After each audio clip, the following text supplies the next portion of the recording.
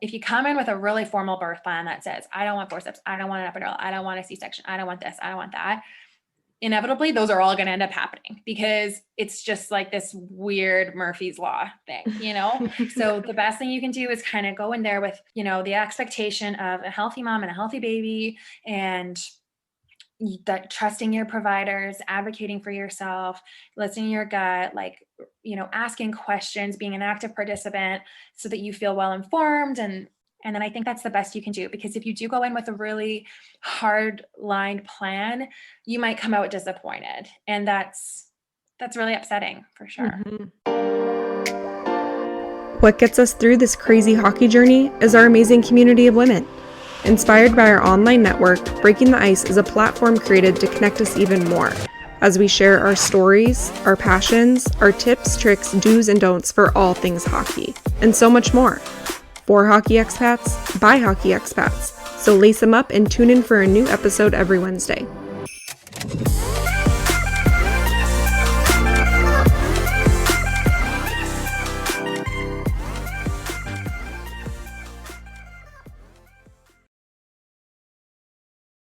Nicole, welcome to the podcast. Thanks so much for having me. Yeah, I'm definitely looking forward to sharing all this information.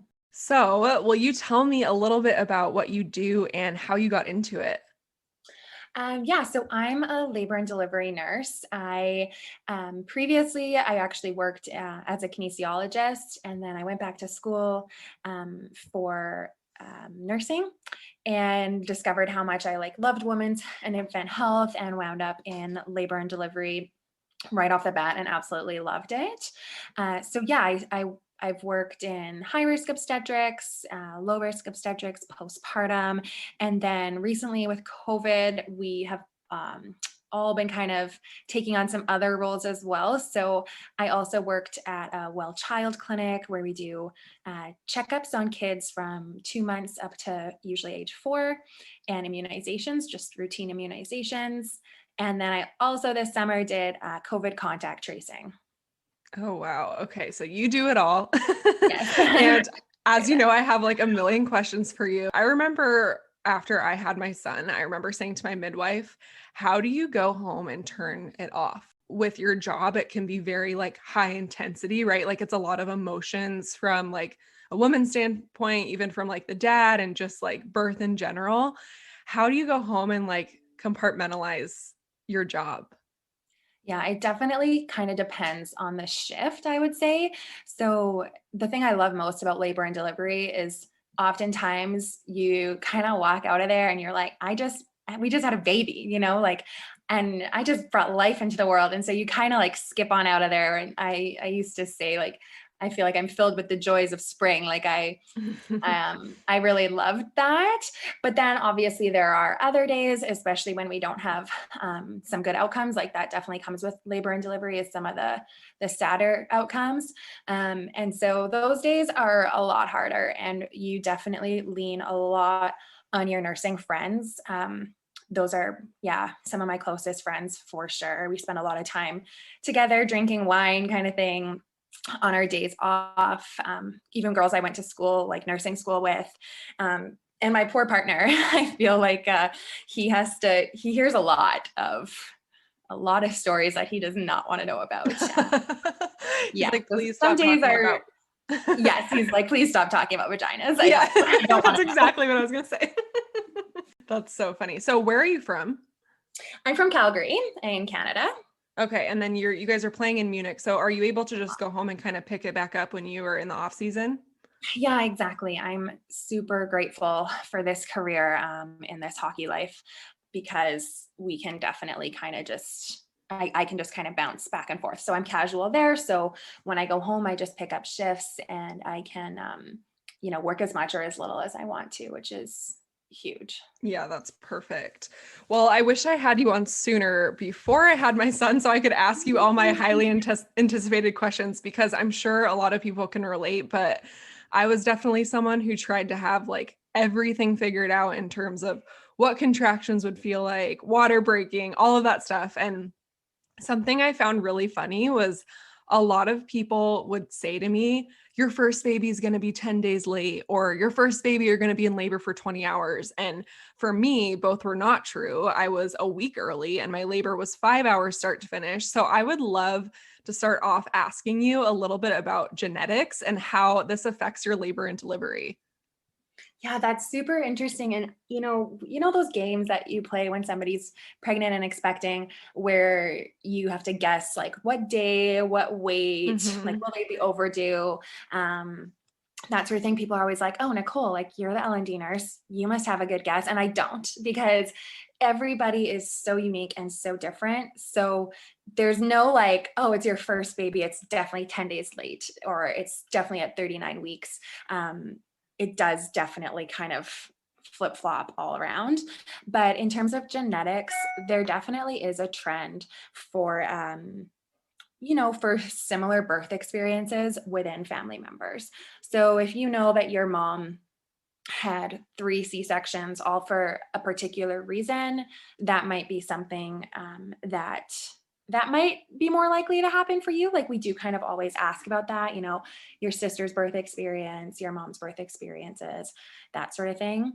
But really, the genetics part is not always super clear. The only thing that I can state, there is a definite correlation between genetics and this disease is for preeclampsia, which is kind of a scary condition that can happen in pregnancy, where it characterized by things like high blood pressure and some other side effects and symptoms, but that one is extremely genetic, like about 50% between siblings. So, Interesting. yeah, so that one, that's always a good thing to tell your provider if you're like, oh, my sister had troubles with her blood pressure and had to be induced early, or had to go on all these medications like magnesium, that sort of thing, then that's worth telling your provider about for sure. But that's kind of the only one that I can think of that has a really strong genetic correlation. Yeah. Would you say that could it be genetic from the dad side too? So say like people say, what kind of labor did your mom have? Right. And like they compare it to that, but could it come also from like your dad's mom? So what I can say for sure is that pregnancies and births, deliveries will happen differently depending on the partner. So depending on like the baby's dad. So if you have one Really? child with one partner and then you have another child with a different partner, it might be completely different. And so if you have preeclampsia, for example, with the first partner, you're less likely to have it with the new partner. No way. I had no idea that was like a thing. Yeah, so I don't know, like in terms of like the pregnant woman's father and like his side of the family, I'm not sure, but definitely like the father of the baby for sure can have an effect, I guess, on the outcomes for sure. And so what about gender? That comes from the dad's side, right? Like the partner side. So it's just that like the partner either contributes like an X chromosome or a Y chromosome. It's not like a trend in the sense that like if the father of the baby has a lot of boys in his family, this baby is more likely to be a boy.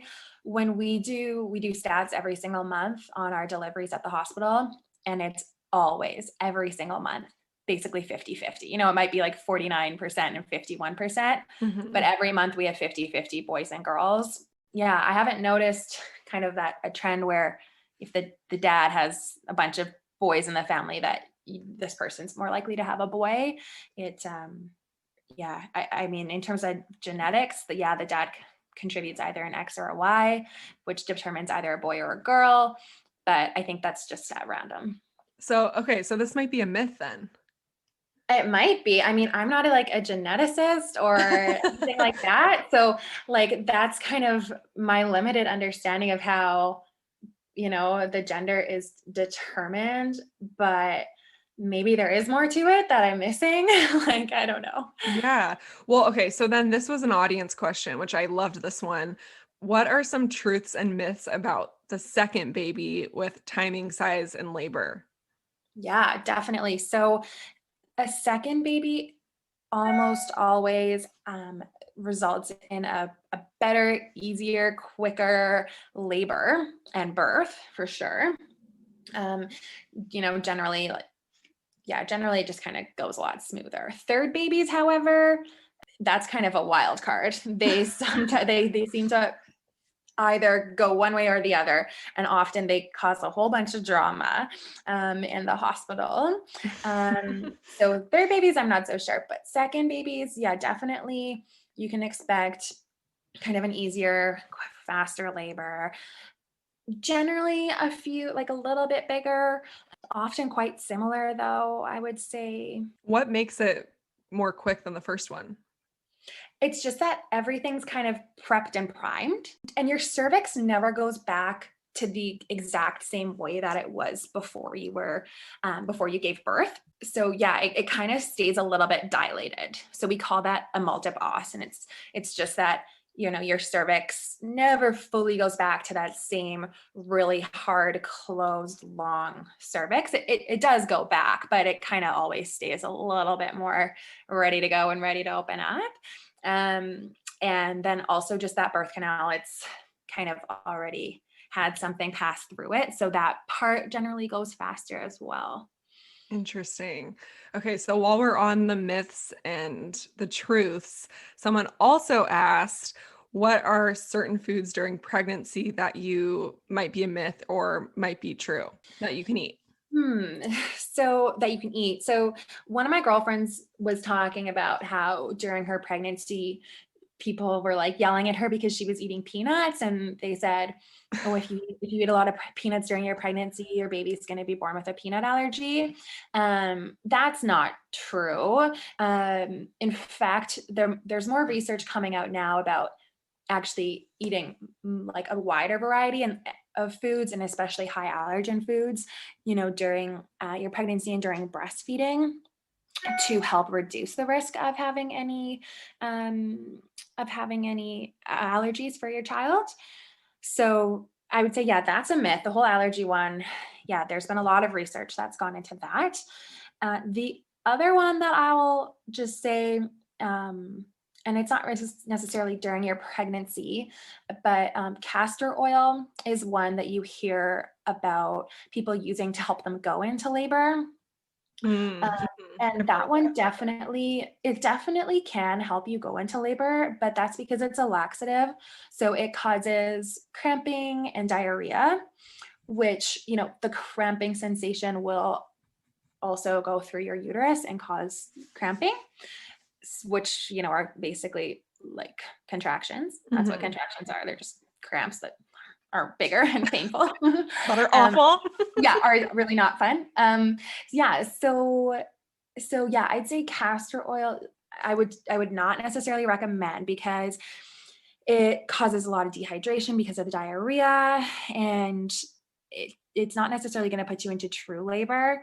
It might just kind of cause you a lot of discomfort. What other ones are there that people or like miss, or can you think of any from pregnancy? Yeah. Well, I'm still mad about one is deli meat, and I don't know how, and that's the thing is I feel like some of these, research or whatever, it's like they say that because they don't want you eating it every single day. But Right. some of this stuff, I'm like, I was craving a turkey sandwich while I was pregnant, and I just felt like this pull that like, no, don't do it. But I'm like, is one fine? Can I have one turkey sandwich? Yeah. So the risk with deli meat is of getting certain bacteria that would make you really sick. Like I think it's listeria. I think that's what it's called. But yeah, that's the risk, right? And that is not good for your baby if you were to get something like that from those meats. But generally speaking, in the world we live in, that risk is fairly low. So yeah, I don't, I wouldn't encourage people to eat deli meats while they're pregnant, but if you want to have one here and there, it's probably not that bad, or not that risky, I guess.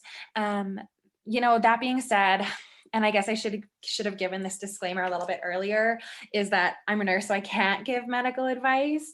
So, those sort of things, definitely just ask your physician or your midwife, like, is it okay if I eat a deli sandwich, I'm craving it, like I just want one kind of thing, you can definitely ask them and they'll, give you a clear answer that's specific to your, personal pregnancy and your journey and their care and what they expect. Yeah, for sure. And thank you for saying that. That's a good reminder. And I will make sure to put that in the caption as well, just before people listen to the episode. And I'll put it in the show notes that to consult your physician and that you're not giving medical advice, just so that's very clear to everyone. Yes, Yeah. definitely please do. Yeah, I should have said that at the beginning is, yeah, I can't give any medical advice. Definitely always talk to your physician or your midwife first and foremost, listen to them. The other thing that I wanted to say is that every woman and every couple's experience is totally unique and your perception of that experience is totally valid. So if a woman feels like she had a really traumatic birth, that sort of thing, if that's how you feel, then that's valid and that's how you feel. And those feelings, need to be worked through and debriefed with your physician or with whoever's beneficial to you. But definitely, just a reminder that like what we're talking about today are kind of just very generalized, you Mm-hmm. know, Mm-hmm. I guess statements or recommendations or perceptions on my part, but trust in yourself and whatever your experience is your experience and that's valid and don't let anybody tell you differently. Yeah, I love that. And I feel like so many people try to like compare pregnancies and compare like labor and delivery. And like you Mhm. said, it's just everybody is so different. There's really no way to indicate whether your experience is going to be like someone else's.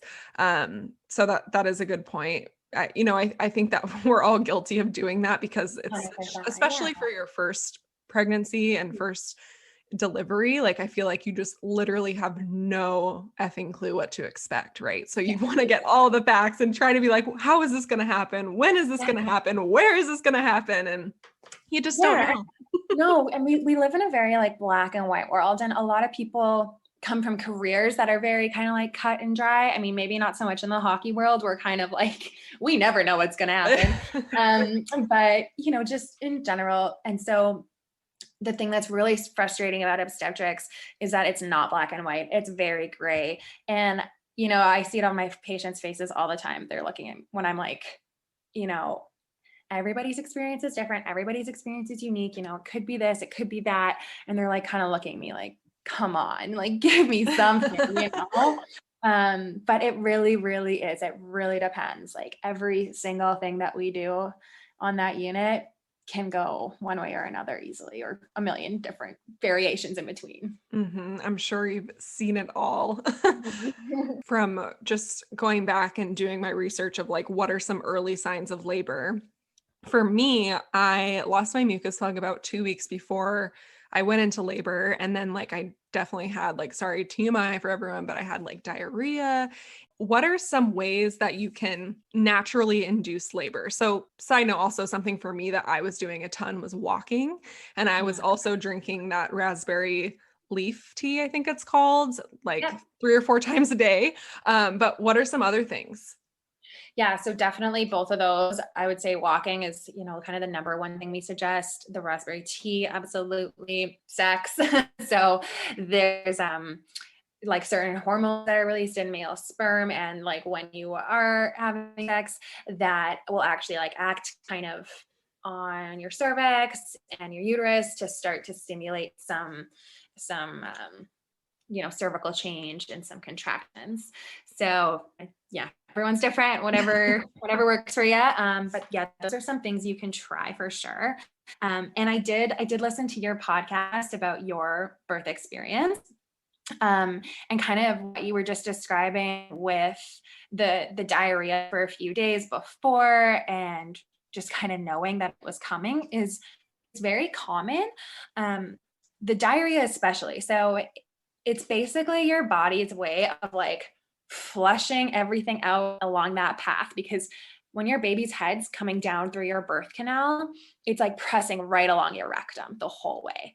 So it's like the diarrhea that happens in the days leading up to it, which is kind of a good sign that maybe things are starting to happen and, get ready kind of thing.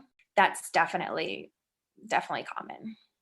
Yeah, that's so interesting. And so for like the sex, that would be the sperm would initiate maybe something with labor. That's the part that why Yeah, people yeah, suggest that. yeah. Another question, water leaking versus water breaking. So obviously you just said you listened to my birth story. My water was leaking and I feel frustrated looking back on it because I'm like, they should have listened to me because I had a feeling. And I do think it's easy to like overthink these things, right? Like because you want to look for any sign, but I knew something wasn't right. And I felt like kept getting kind of like turned away and just to keep an eye on it kind of thing. But Yeah. realistically, looking back, I should have had him probably 6 days before I did because it can be really dangerous if Yeah. he doesn't come out when that's happening. So for those that might be pregnant and listening or just might be curious about the situation, what is the difference between water leaking and water breaking and how common is this? Yeah, so definitely a very frequent reason why we see people come into triage is my water broken or did I just pee myself or like what's going on with that? And the test that we do in triage for the broken water is not super accurate. So I used to work at Mount Sinai in Toronto, and we would like rarely even do it because it's not it's not a perfect picture of it did it break or not. Um, and we do it more at the hospital I work at in Calgary now. But it unfortunately there's no perfect test to know is the water definitely broken or not. And you're absolutely right that it can be dangerous if because basically once the water is broken, there's a vector for bacteria to come up and into like the amniotic sac, into your uterus, infect you and infect the baby with all sorts of different things. So it's definitely a challenge for sure, and it's kind of a case by case basis in triage on what they recommend. Um, but yeah, so what likely happened in your case and what we see, I don't know how often, like I don't have a particular percentage, but often what happens is what we call a high leak. And so basically, if you think about like a water balloon and popping a water balloon. Obviously, that's like big and dramatic and very much like the movies. Your water's popped, your water's broken, there's water everywhere. But if you think about like a soccer ball that gets a little leak in it or something, and it just kind of is like always slowly getting deflated. Um, that's kind of more like what a high leak is. And so it can actually be like a little rupture in the amniotic membrane, which is your water, like that's what's holding your water in. Um, it can be a little tear that happens in that. And then you just kind of have this constant like leaking that's coming out through it, a small little like tear essentially. And so all that water is just kind of slowly leaking, and it might happen a few times where you have kind of like a bit of a bigger gush and you're not totally sure. um, and what we look for in triage is kind of like a pooling. So we'll often keep these women in triage for a while and just see if there's a pooling of amniotic fluid, and we can test that. And sometimes we'll do the test a few times, but there's no perfect way to know, did you pee yourself? Is this, a high leak, or is your water broken? Is it not? It's definitely not always super clear. So the only recommendation I can have is like you did the absolute right thing and trusting yourself and going in and getting it checked and kind of, messaging your midwife and being like, yeah, advocating for yourself. Um, and you do really just have to trust your gut in those situations and really advocate for yourself. And yeah, it's Mhm. definitely not super clear necessarily when it happens. Yeah, and it was funny because when it actually did test positive in the day that I got induced, she was like surprised. And I almost felt like really empowered because Yeah. I was like, yeah, hell yeah, I knew it. And I told you, and I was right. It felt good. But yeah, it's definitely scary sometimes when you feel like because I'm sure that they get calls all the time. They're like, yeah, it's probably not that because I don't think it's like super common, I guess, for it to leak Yeah, versus breaking. Cause I don't even think your water breaking is super, I mean, it's common, but it's not everybody's water breaks. No, yeah. So, breaking the water is a really common either induction or augmentation method that we use where we actually physically break the water, which is a super easy thing to do. Like you just poke it and it pops. Um, but yeah, so yeah, it's I don't know like exactly what, how often we have this kind of ongoing leaking sensation, how often we have a dramatic water break, how often we do it ourselves. I do have stats on that, I guess, on how often we do it ourselves. Yeah, the high leak one, I actually do get asked that quite often from my girlfriends. Is this a leak? Is this my water breaking? Or did I pee myself in bed last night? And the only thing I just always tell them to go get it checked out because you have to do an assessment physically in person. So Mhm. yeah, if anybody's ever wondering about that, yeah, just kind of go in and don't be embarrassed to go into triage multiple times and say, I don't know if my water broke, because people usually in triage will say that, they'll be like super embarrassed to say, I don't know if it broke or not. And they feel like they should know for sure. Like, oh, yeah, it's obvious, but it's really not always obvious. And Mhm. so definitely just go in and get it checked out. Don't be embarrassed to say, if it didn't break and it's just pee or it's just discharge, that's no big deal. Like there's nothing to be embarrassed about in our on Mhm. our unit. I think there is a very clear difference between just discharge and your water leaking because that's how I could differentiate that. That's what it was from my own personal experience. Like it was Yeah. just clear, it was very stretchy, it was a lot. It was every time I wiped, I was like, I mean, I felt like it was just coming out of me like nonstop. And Yeah. I just Yes. was like, this is not just like common end of pregnancy discharge. Yeah, and that's also a common misperception is that people think when your water breaks, it's 100% of the water is now out of that pool and that's it. But in fact, it keeps leaking the entire time.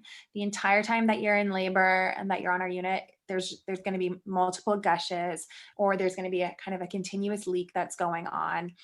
So you're kind of like wet down there the whole time, and that can be Mhm. really uncomfortable. So for me, because that happened, my first baby, is that any indication that that would happen for the second, or is there no correlation between those two? I'm gonna say no, that there is no correlation. Maybe there is some research out there that would say there's, X percent of chance of that happening for you again. But no, I haven't personally noticed a trend like that at all. Okay, that's good to know.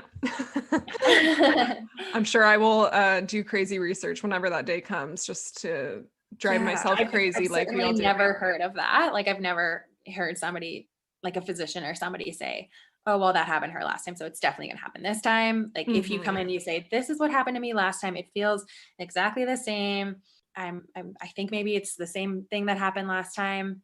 Then we're definitely gonna, trust that perception of yours and, investigate further. But I don't think that there's like a definite causation, correlation, anything. I feel like I could ask you a million questions and things keep just like spitfiring into my mind about everything. But I so love talking about this, so okay, keep it good. So I feel like you hear a lot of things like when someone finds out they're pregnant and they find out if they're having a boy or girl, before they find out the sex of the baby, they try to anticipate what the gender is based on their symptoms or based on like what they're craving or based on how they're feeling. Is there truth to that you feel like shit with girls and you feel better with boys, or that you crave really sweet stuff with girls and you crave more like salty like carbs with boys? Yeah, so I mean, what we learn, what we're taught is that no, there is no definitive correlation between certain characteristics that moms are experiencing and the gender, the sex of the baby. But the one that I have found the most often to be true is the shape of the belly, but not until you're further along. Like, I couldn't judge that at 12 weeks. But Mhm. later in pregnancy, third trimester sort of thing, whether you're carrying low or carrying high, I do find that one can be fairly accurate. I did work with one obstetrician who was right all the time. She had been wrong twice in her whole career Of guessing the gender. of guessing the gender. Yeah. Wow.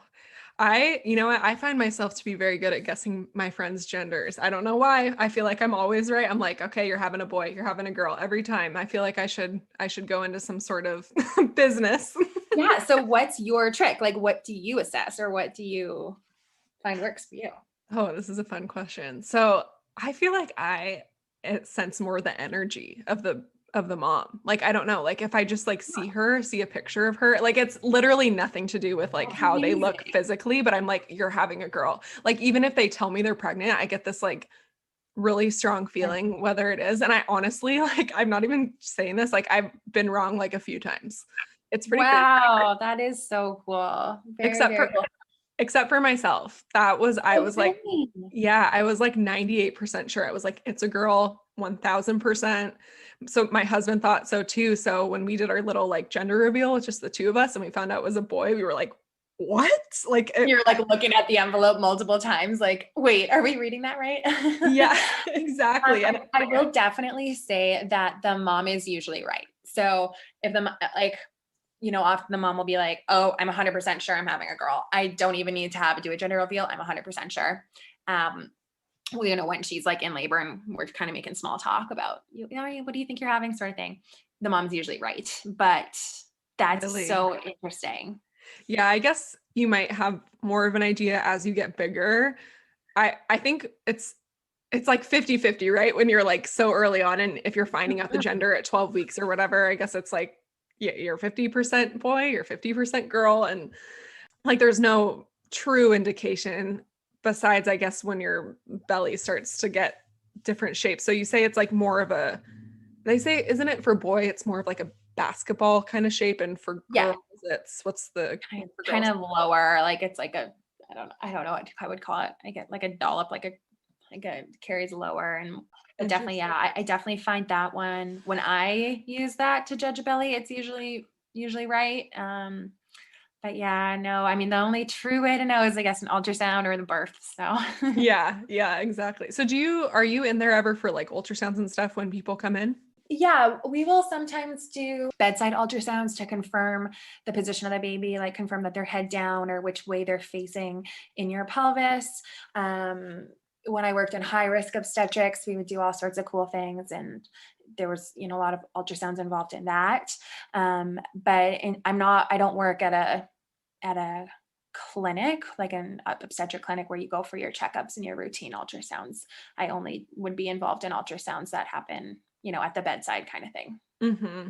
Okay, so now we have to get into what we were talking about before, poop during labor, which is so funny because for those listening, Nicole was like, "Is it okay if I like say that?" And I'm like, "Yes," because people were asking about it, and oh man, this is like such a topic that people are so scared of happening. And I don't know for sure that I did, but I'm pretty positive I did. Like, no one says anything to you No. because you're literally like pushing a baby out, but I mean, I could tell. So yeah, absolutely. It's definitely something that comes up pretty much with every patient that we have. Like everyone always wants to know, like, am I gonna poop? I don't want to poop. I don't want my partner to have me like see me poop. Like, am I pooping? Like sometimes women will be like screaming that while they're pushing out their baby. Am I pooping? It's yeah, like there's a lot of poop talk that happens on our unit for sure. What I usually tell, my girlfriends or my patients, you know, number one, if you're pushing in the right place, you're likely going to push out a little bit of poop. And as your providers, we're like excited about that. We're like, good job, you're pushing in the right spot, keep it up, that sort of Mhm. thing. We're never like, oh my God, gross. Also, it's not like you're having like a full-on poop like you do when you go to the bathroom. Like it's not like a whole thing happening. It's like you're squeezing out like just a little bit, right? So, and we kind of like there's a lot going on down there. There's usually amniotic fluid and like blood and gunk and all sorts of stuff. And we're kind of like wiping up that area the whole time while you're Mhm. pushing. And so we just kind of like wipe it away and like toss it. Like honestly, it's not even anything that I notice. Like at the end of a birth, when I come out of the room, I'm not thinking like, oh yeah, she pooped. It's like, I don't remember if I bump into you on the street, I'm not going to remember. Like it's so common, but it's also not so common that it happens every single time. Like sometimes people will be like, oh, I for sure did. And they didn't. But yeah, I mean, there's nothing to be ashamed about. And I will say that's such a anticipated thing. Like, am I going to poop? But when you are in labor, you do not give a shit anymore. You are just like, get this thing out of me. I want to be done with this. Yeah. And you do not care if you poop. You do not care if anyone sees it. And I feel like everyone was really good about like cleaning everything up. You know, they weren't like announcing to the whole 100%. hospital room Yeah. anything. So, No, never. Yeah. Like we just kind of like swoop it away. And again, like, it's not like you're having a full on bowel movement situation. yeah. It's just little bits. And we just kind of like, yeah, wipe it away and it's all good. Like, yeah, definitely no biggie at all.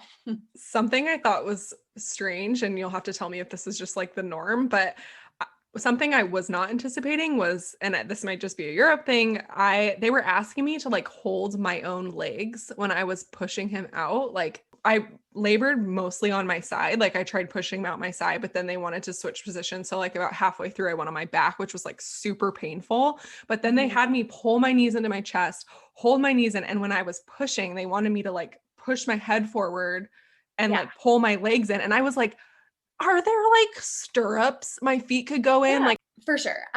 Yes, that is normal. So the reason why is that it creates a more effective push.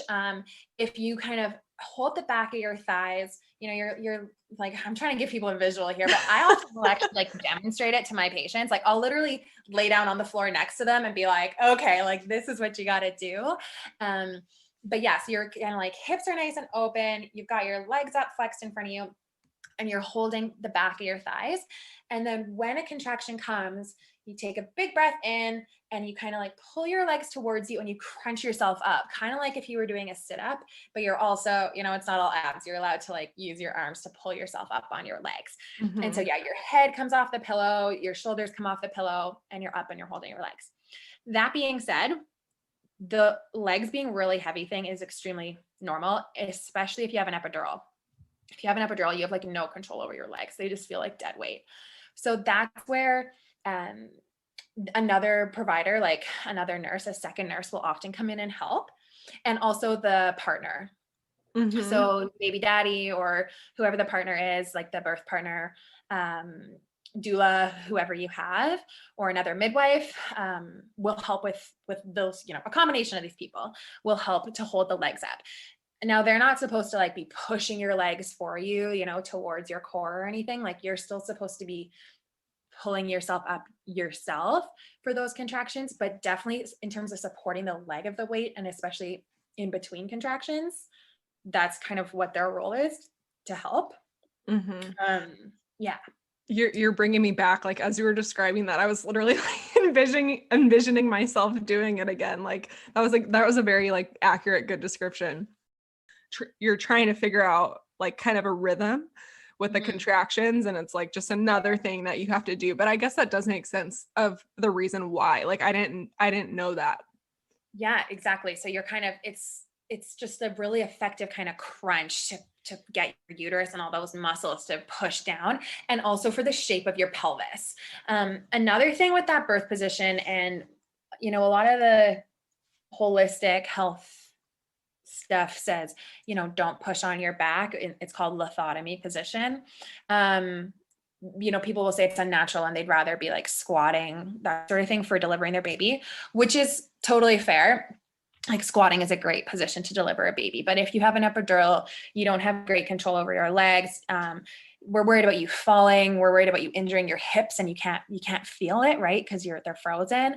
And the lithotomy is also, there's a lot of, history that goes into that on kind of, male practitioners and wanting everything perfect for them and their view and that sort of thing, which is like a whole other conversation to have about like the history of obstetrics. But people will often be like, this feels so unnatural to kind of, you're not totally like flat on your back. Like you're kind of sitting up a little bit, you've got your legs up, your hips up. But it actually is a really good angle through your pelvis. for that baby to descend that way. So if you sit up, like sometimes people really want to sit directly up, like, like you were sitting in a chair. And if you think about it, that angle just gets so much more narrow when you're sitting up that high versus if Mhm. you're kind of like leaning back, like if you were in a lounger.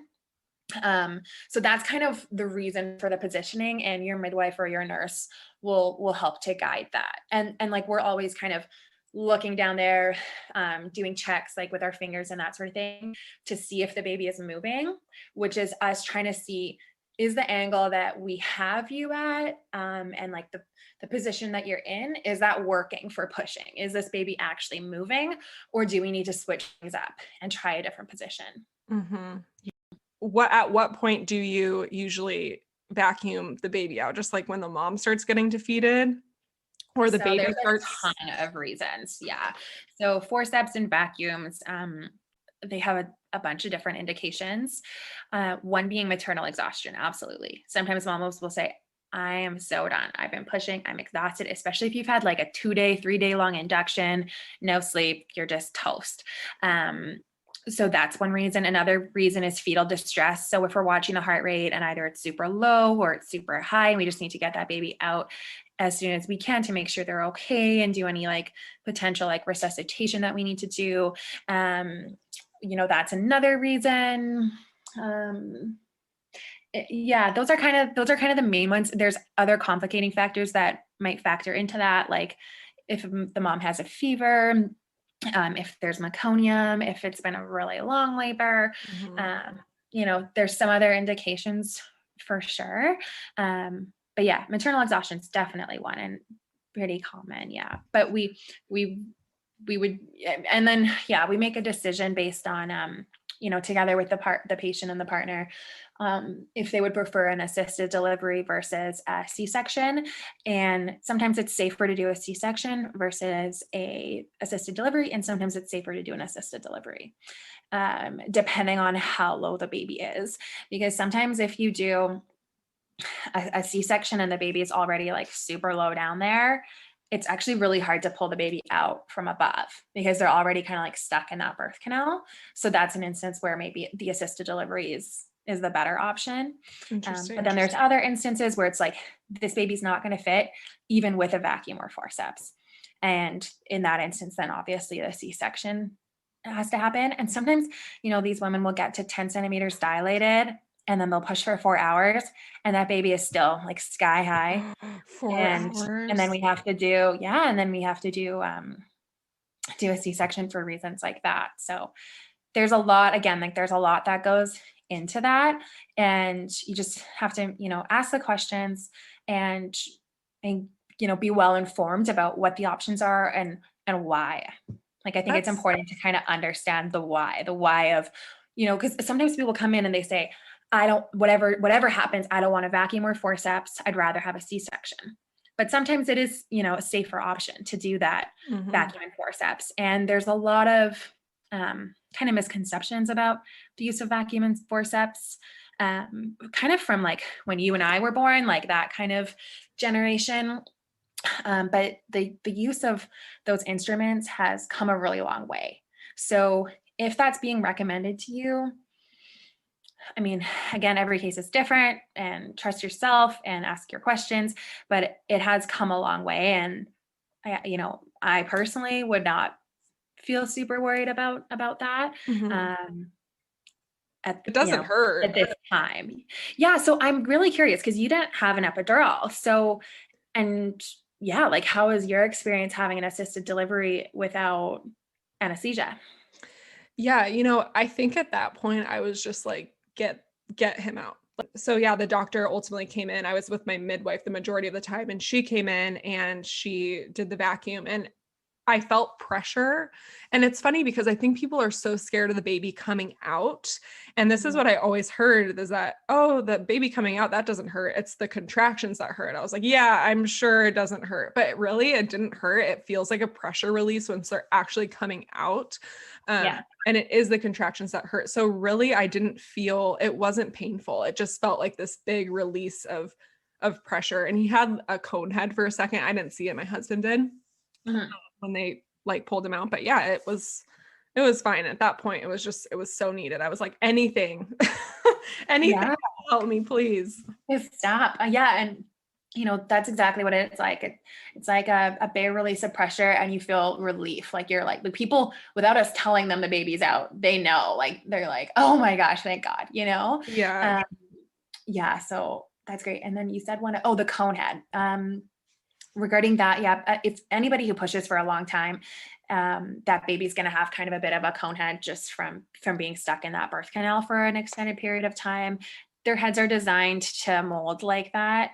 And so that's totally fine. It goes away within a couple of days. You don't have to panic. Your baby's not going to stay looking like that. And it's not always like a perfectly symmetrical cone head. Sometimes it's kind of like off to the left. Like it looks like they've got like a little horn coming off on the left or something like that, or the right or the back front. Like sometimes it's out the forehead, and it just depends on what way they were facing in your pelvis, so that what direction that head was kind of getting molded into. Okay. And fun fact for those listening, you do also have to birth your placenta, which when they passed the baby to me, I was like holding it and they're like, okay, Devin, like we have to birth the placenta. And I was like, I like started having anxiety. I was like, is this going to hurt? And is this going to be painful after just like everything? And I honestly felt so good when that damn thing came out. I was like, oh, wow. So it doesn't hurt, but I heard some people it does hurt. It depends. Like often it just comes out on its own. There's not a lot that, mom has to do, like maybe like a couple little pushes, but often it just kind of like slides out and we're just, and we just check it, make sure all the pieces of it come out. But yeah, definitely other times it kind of gets stuck in there and we have to like literally put our whole arm inside and kind of like scoop it out. Other times we have to go to the OR and do like an instrumental situation where we like kind of like pull it out through the vagina kind of thing. So yeah, there's there's a few options with that placenta, but maybe don't more listen to me then. more often than not, it just like kind of like plops on out and we just check it, make sure it looks good. And that's that. Yeah. And I will say is not cute. they the freaky looking thing. It looks like a big brain. Oh, they're super creepy. Yeah. I mean, I don't even love like touching them, but they're pretty interesting. Like they're, like how it works. And so, yeah, sometimes it is for certain people, they are really curious about it and they want to see like what part attached inside of your uterus, where was the baby chilling, see all the veins and like the umbilical cord, like where that comes out from.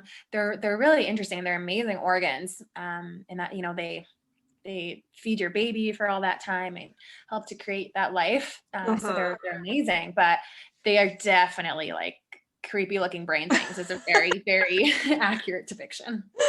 Oh man, that's so funny. Okay, so I'm going to just spitfire a few of the audience questions that are left here. Someone said, I broke my tailbone when pushing. Is that common or normal? Definitely, I would not say it's common. A lot of people think that or feel that their, tailbone or their sacrum or their back is kind of bruised afterwards from all the pushing. And definitely from that baby, like I said, pushing down on that kind of along your rectum and along that whole back side of your spine. So the bruising can kind of be from like inside that baby, hitting inside, or from sitting in that same position for a long time. So some things that you can do are put pillows behind your back and like behind your hips.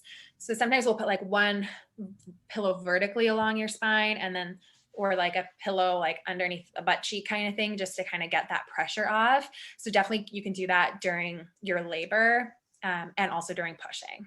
Okay.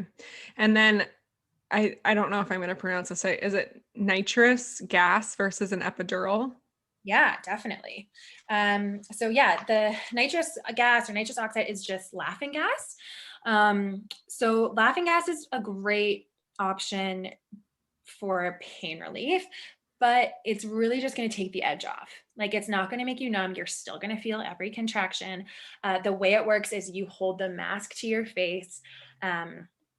When a contraction comes and you inhale and exhale into this mask, which some people find feels really claustrophobic for them. Like it takes a little bit of getting used to because you have to exhale back into the mask. Otherwise you're breathing out nitrous oxide to the whole room and we're all going to be all loopy and laughing all together, which is not really what you want. So yeah, I mean, it's a good option, especially at the end. Like if you're trying to have an unmedicated delivery, and you kind of just need something to get you through that last few centimeters, then that's a really good option. But if you're 3 centimeters, it's your first baby, and things are not moving along at a really great rate, you might have oxytocin on board, some things like that. It's not moving super quickly or anything like that, then that nitrous gas is not going to be a super efficient option for you, because it's not going to, it won't give you that much pain relief. It's not going to let you have any sleep or any rest. And so that's where an epidural is like the perfect solution in some ways. Because with the epidural, it kind of numbs you from like your waist down. Depending on how they're dosed, everybody's a little bit different. Anesthesia is different, and different hospitals are different in terms of how they like to dose the epidural. But it kind of just, you usually can still move your legs, that sort of thing, but you just can't feel any pain. You can still feel pressure though. So an important thing to remember is that you can still feel pressure when you have a working epidural, and that pressure can be uncomfortable, especially like depending on how the baby is positioned in your pelvis. It can cause that back labor and stuff. And so sometimes people still feel really uncomfortable pressure, but it's not taking away any sharp pain. Or sorry, it is taking away sharp pain. Yeah, go ahead. Oh, sorry. I was going to say, so what's the difference between back labor and I guess front labor? Yeah. So back labor is really just the exact same thing. Like it's all part of labor. It's really just back pain that's caused by your labor because of the way your baby is positioned. So you might have heard of babies being delivered sunny side up, or that's kind of like or occiput posterior or OP. Those are all synonyms for the same thing, where the baby is positioned so that they're looking up, like up towards the ceiling. So their head's down in your pelvis, but they're looking up rather than looking at your back. When their face is looking up, their back is literally lining against your back. So when a contraction comes kind of around the front, it pushes that baby onto your back, which causes severe back pain. And that can be really, really uncomfortable for people. And an epidural can help with that. Okay. So can positioning, like there's a bunch of different positions you can do to help relieve that. One of them is leaning forward over a bed, because it kind of like the gravity pushes the baby away from your back and helps to spin the baby. So again, things that your like midwife or your nurse can help with in that situation. But yeah, that's kind of where the difference, I guess, between the epidural and the nitrous gas. And just so like something that's kind of interesting is about 85% of our patients get epidurals. So sometimes people feel like a failure if they get one, or they're really hesitant to get one for various reasons, but just know that like over 80% of patients in the places I've worked. So I've worked at Mount Sinai in Toronto, South Health Campus in Calgary, and then I've also worked in Rochester, New York. And it's always about 80% plus. That makes me sad that people feel that way, because it 1000% does not make you a failure to get an epidural. I think, the best thing to do is to go in without expectations. And I think it makes it harder if you're like, I don't want an epidural. I don't want a C-section. I don't want this. I want to, it's like everybody has a different birth plan, but I feel like you have to go in with the mindset that might not go the way you want it to go, and you'll get through it. Right. But it makes it tough when people have these expectations, because you really can't anticipate like what's going to happen. Yeah. So yeah, exactly. Like, thank you for saying that. That's exactly true. There's kind of like a joke, I guess, among like on our unit, because if you come in with a really formal birth plan that says, I don't want forceps, I don't want an epidural, I don't want a C-section, I don't want this, I don't want that, inevitably those are all going to end up happening, because it's just like this weird Murphy's Law thing, So the best thing you can do is kind of go in there with, the expectation of a healthy mom and a healthy baby, and that trusting your providers, advocating for yourself, listening to your gut, like, asking questions, being an active participant so that you feel well informed and like you're, like, yeah, like you've got control and that sort of thing. And then I think that's the best you can do, because if you do go in with a really hard lined plan, you might come out disappointed. And that's really upsetting for sure. Yeah. And I think something that helped me too is I think it was another hockey wife, but they told me to go in with the mantra, my baby and I are working together to meet each other or like to meet each other. And I felt like that really helped me. And I kept saying that to myself, even the amount of pain I was in, but I was like, okay, we're working together to Mhm. like be able to meet for the first time. Is there any mantras that you like to tell your patients as they're in labor? Yeah, no, like we definitely will say like, you're strong, you can do this, you are doing this, like you're moving that baby, like you're doing everything you can for your baby. Those sort of things. There's not one thing that I say routinely. But now that like you asked me that, there are definitely things that I say, I Mhm. guess, regularly, but there's, you know, yeah, it kind of depends on how in control the woman is during the experience, right?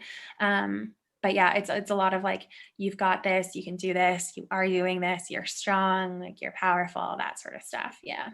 And I want to say thank you for doing that because I feel like that's very helpful when you are in labor is to be encouraging like that because sometimes if you feel discouraged, you need that to help get you through.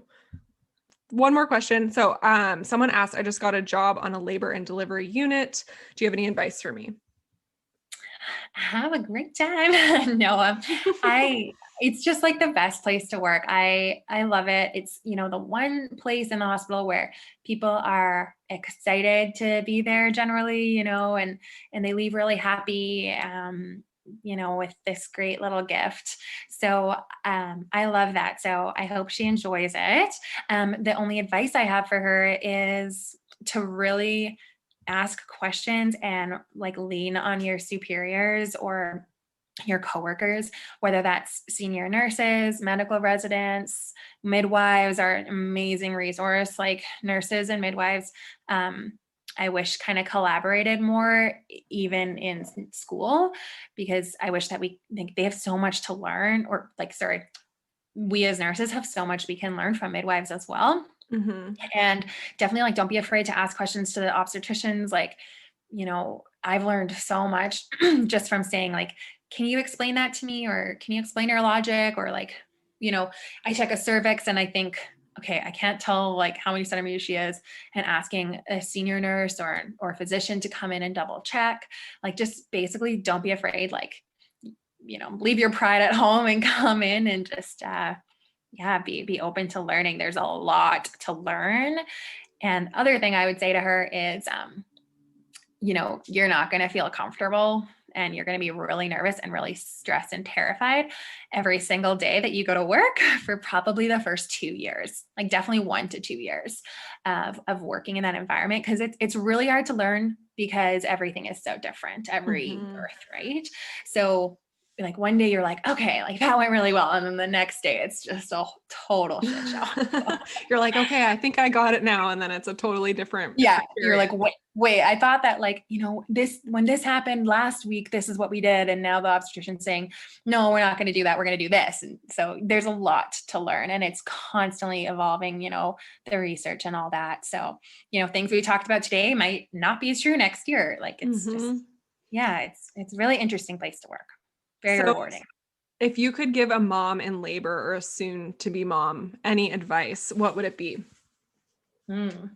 I think just, I've said it a few times, right? Like, trust yourself, listen to your gut. If you're at home and something just doesn't feel quite right, go into triage, get checked. You don't have to be scared or embarrassed to go in and ask those questions, no matter how silly or, obvious they might seem to you. Just ask them.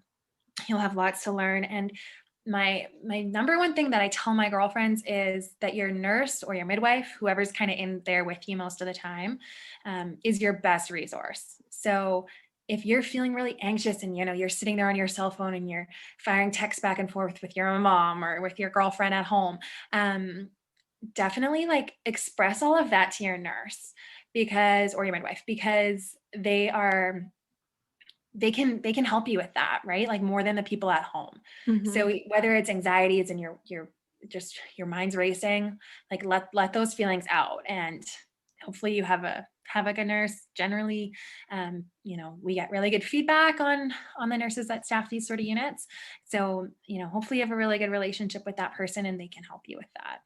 Yeah, and I feel like it really bonds you too to the people that are in the room when you give birth to your child because they went they were with you through like a crazy life experience. And I know that Mhm. I will never forget my midwife and my doctor just for all of their help and encouragement and everything while I was going through that. So I just want to thank you for everything that you do. And it sounds like you have such an amazing job. It's just quite an experience and different every day. And I'm sure it keeps you on your toes, but you're great at what you do. And you answered all of these questions perfectly. And I feel like I learned a lot today just by talking to you. Yeah, for sure. And well, it was really nice to talk about. Like I'm over in here in Munich, so I'm not working right now, and I definitely really miss it.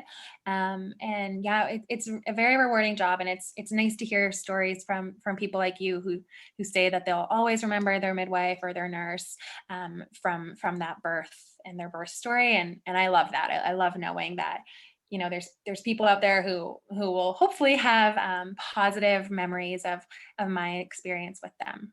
Yeah. And if someone wants to reach out to you, if they have questions, where can they find you?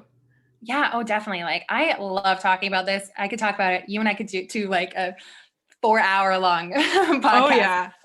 So I'm happy to answer people's questions. Again, I can't provide medical advice, but if you have questions that are just eating you up and you just want to ask an L&D nurse or something, that are keeping you awake at night, definitely message me. My Instagram is just the letter N, the letter K, and then my last name, which is Quinn. So just NK Quinn. And yeah, that's it.